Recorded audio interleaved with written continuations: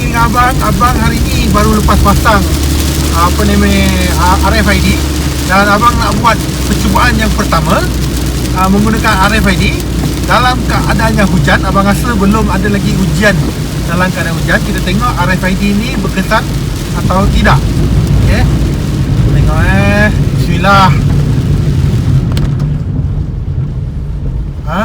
Boleh.